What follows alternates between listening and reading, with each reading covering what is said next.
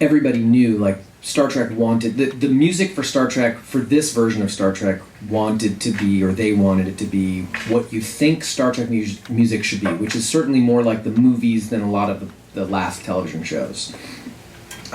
We didn't want to be like the original series because that's a lot of tongue-in-cheek stuff. That's a lot like, it's a lot of camp. And it wasn't camp then, right? So like what is camp now then was groundbreaking. Like they were doing stuff that was like, oh my God, nobody's done this for television. William Shatner sleeping with the green alien. Yeah, that's right.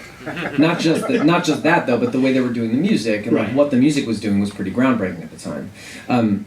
So we didn't want to do that. We needed it to be sort of a modern score. So my thought, and I say this a lot, I say this all the time, I'm always saying this over and over and over again.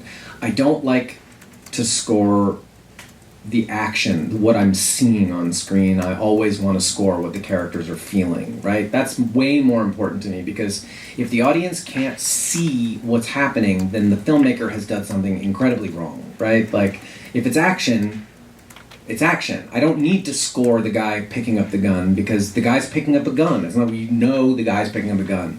How is it making the guy, either I'm playing how the guy who's pulling the gun is feeling, or I'm playing the guy or person or woman who the gun is being pointed at. Like, I need to have an emotional context, and I need to connect the music to that and not to the action on the screen. It's sort of to me, it's pointless. Not every filmmaker agrees with me. Not every composer agrees with me.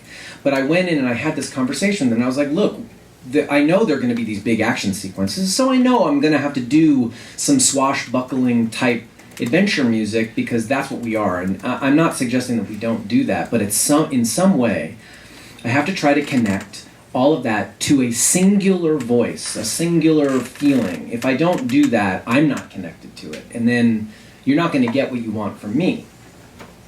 They agreed.